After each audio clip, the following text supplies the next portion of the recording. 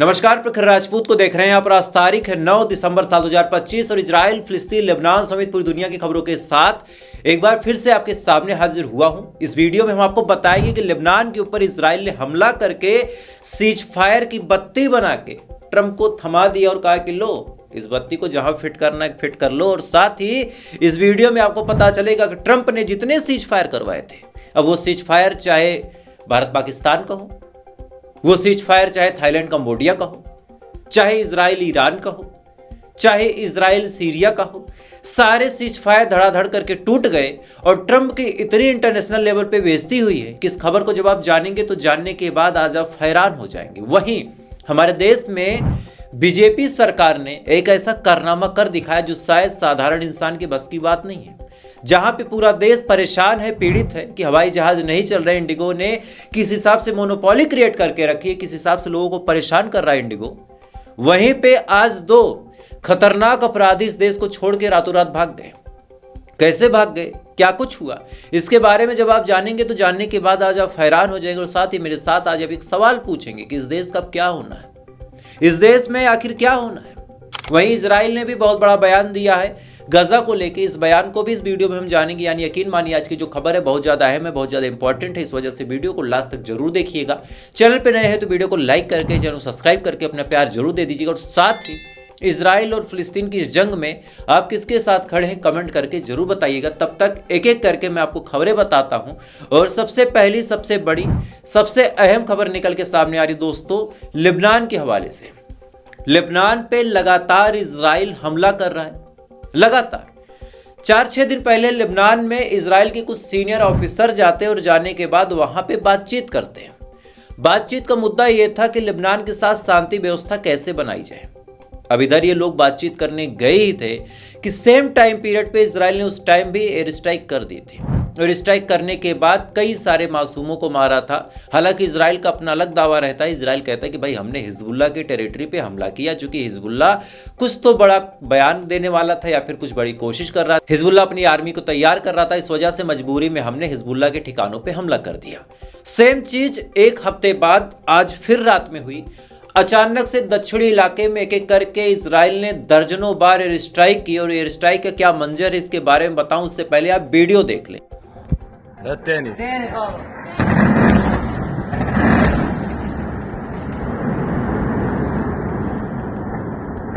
इस वीडियो में आप साफ तौर पे देख सकते हैं कि जिस हिसाब से हमला हुआ उस हिसाब से कंफर्म है कि मल्टीपल टाइम एयर स्ट्राइक की गई है। और इस एयर स्ट्राइक में ऑब्वियस सी बात है कई सारे लोग मारे जरूर गए होंगे, क्योंकि खाली जगहों पे इजराइल एयर स्ट्राइक नहीं करता।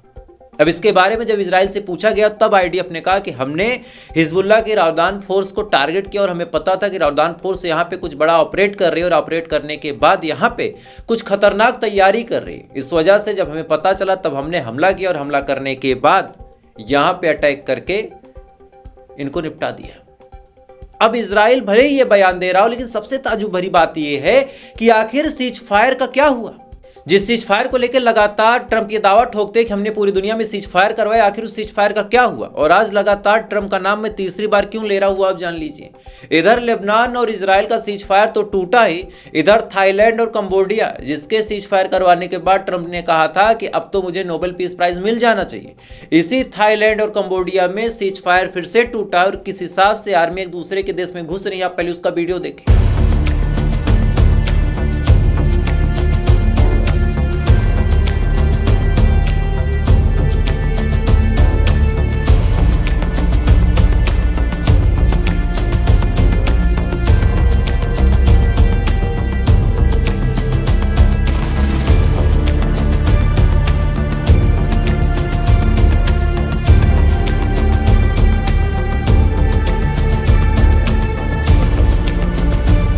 इस वीडियो में आप साफ तौर पे देख सकते हैं कि थाईलैंड और कंबोडिया के बीच सीज फायर टूट चुका है। रिपोर्ट्स ये दावा कर रही हैं कि दोनों ने ही एक दूसरे को घुस घुस के मारा है। कोई किसी के ऊपर टैंक चला रहा, कोई किसी के ऊपर एयर स्ट्राइक कर रहा। और साथ ही जब दोनों देशों से, अगर आप थाईलैंड से आप पूछेंगे कि सीज फायर कैसे टूटा, तो थाईलैंड कहेगा कि कंबोडिया ने हमला किया।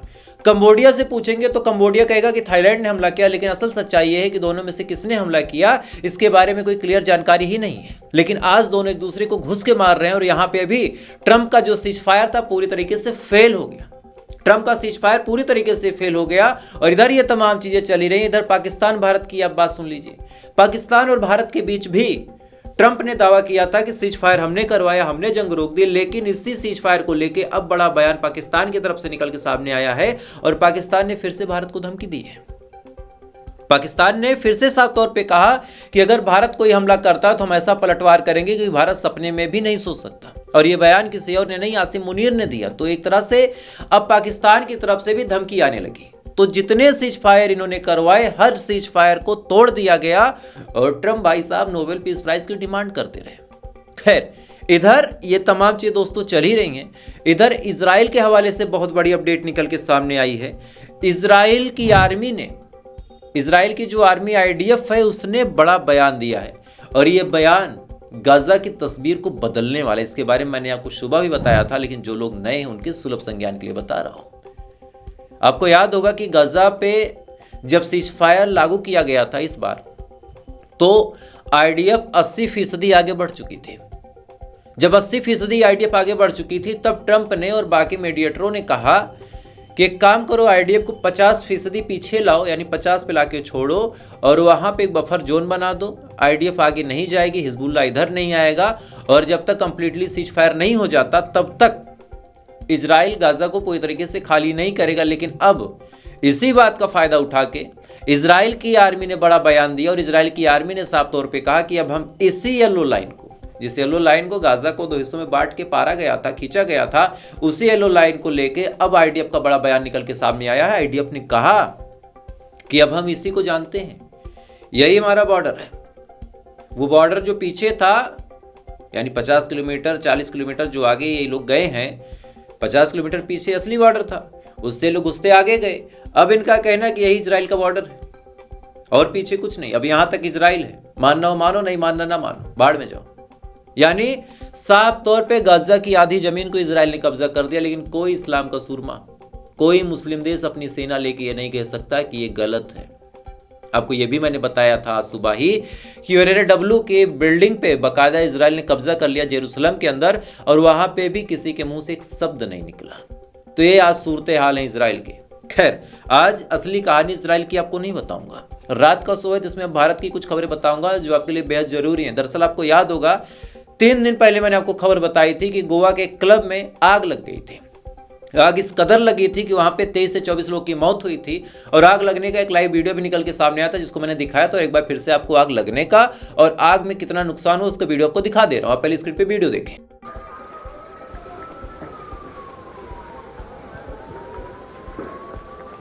इस वीडियो में आप साफ तौर पे देख सकते हैं कि कितनी भयानक तरीके से आग लगी है और इस आग ने 23 जिंदगियां निकल ली दोस्तों। और रिपोर्ट्स निकल के सामने आई कि इस आग में सिलेंडर फटा था जिसकी वजह से ये पूरी आग लगी।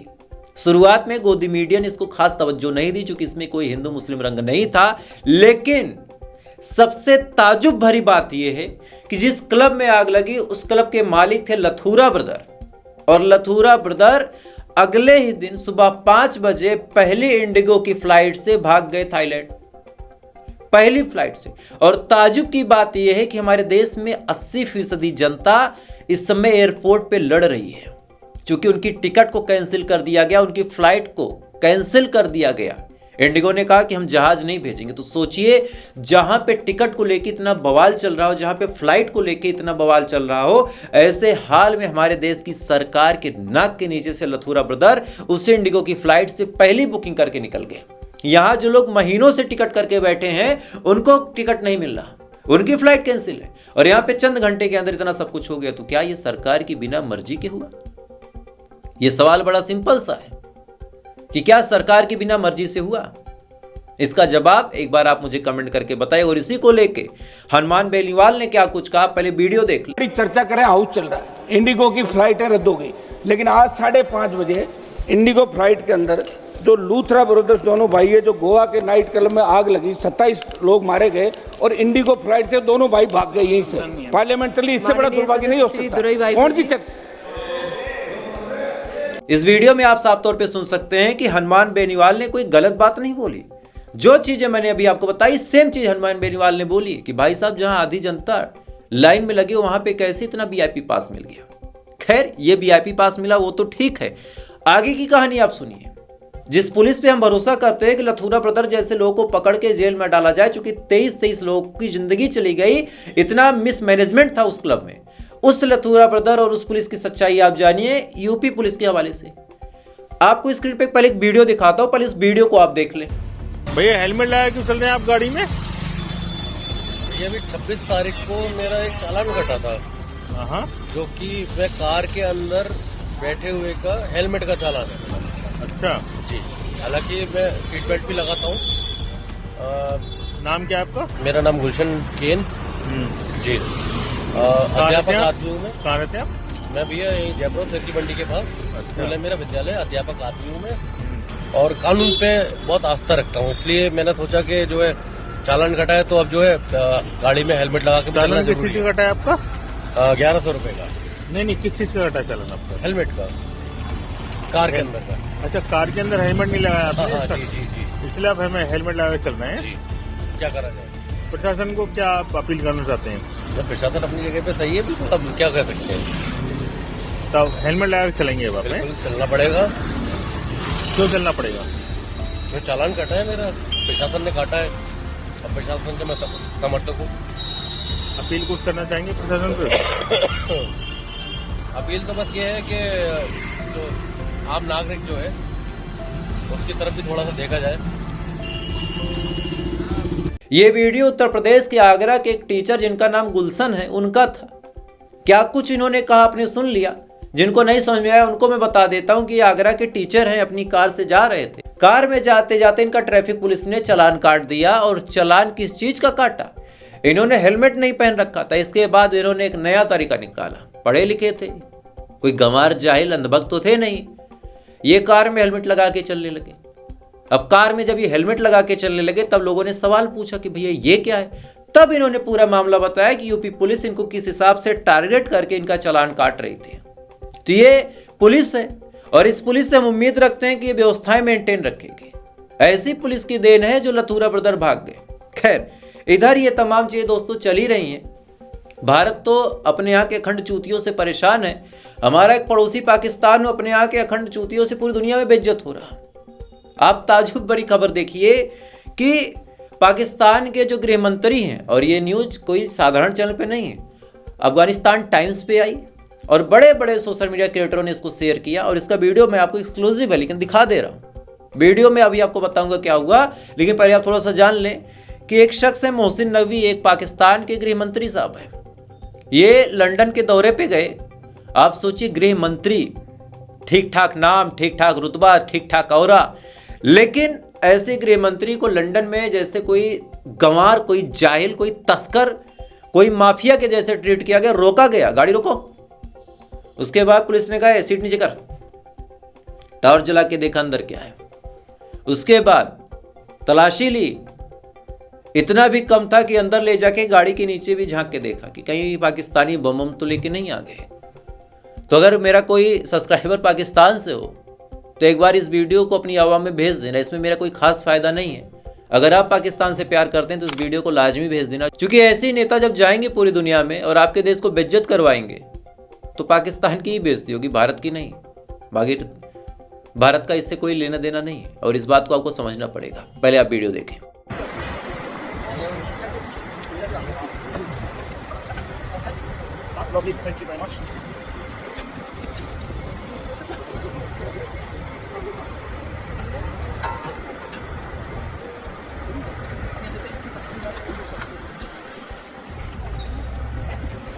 इस वीडियो में आप साफ तौर पे देख सकते हैं कि किस हिसाब से जलील किया गया मोहसिन नकवी को, और यही पाकिस्तानियों की असली हकीकत और असली सच्चाई है। गीदड़ भपकी देने से कुछ नहीं होता। खैर, इधर ये तमाम चीज दोस्तों चली रही। इधर बड़ी अपडेट निकल के सामने आई भारत से। भारत के जस्टिस, जो चीफ जस्टिस थे CJI सुप्रीम कोर्ट के, उनके ऊपर एक वकील ने जूता फेंका था और आज इन वकील साहब की बढ़िया से पिटाई हुई है। अब पिटाई का क्या वीडियो और किस हिसाब से सनातन धर्म की जय, सनातन धर्म की जय चिल्ला रहे, वो वीडियो आप देख लो। तेरी साले कौन है? तो साले क्यों मार रहा है मुझे? सनातन धर्म की जय हो, सनातन धर्म की जय हो, सनातन धर्म की जय हो, सनातन धर्म की जय हो, मैं साले इस वीडियो में आप साफ तौर पे देख सकते हैं कि इनके ऊपर अचानक से किसी ने हमला कर दिया, जूते से भी मार रहा, गाली गलौज भी हो रही। पहले ये भाई साहब पूछ रहे हमको क्यों मारे, उसके बाद ये सनातन धर्म की जय चिल्लाने लगे। अब बड़ा सवाल ये निकल के सामने आ रहा था कि भाई तुम जूता खा रहे तो उसमें सच्चाई और सनातन की बात काहे करने लगे पता है, क्योंकि पूरी दुनिया ये समझ जाए कि मार खाने वाला शख्स हिंदू है, और यहाँ पे लोगों का सेंटिमेंट जग जाए, और जगने के बाद ऐसे लोगों को अच्छा खासा सपोर्ट, अच्छी खासी चीजें मिल जाए। खैर, तो फिलहाल ये थी पूरी खबर, और इन खबरों के बारे में आपकी क्या राय कमेंट जरूर कीजिएगा। और जो बात मैंने बोली आपसे कि ट्रंप ने जहां जहां सीज फायर करवाया, उस सीज फायर की आज क्या सूरत हाल है समझना हो तो इस वीडियो को आप डिटेल में देखिएगा। तो क्या मैंने कुछ गलत कहा था कमेंट करके बताइएगा। बाकी थोड़ी देर बाद आपसे फिर मुलाकात होगी ऐसी किसी खबर के साथ। तब तक आप अच्छे रहे, खुश रहे, अपना ख्याल रखें, अपने देश का ख्याल रखें। जय हिंद, ऊपर वाला आपकी हिफाजत करे।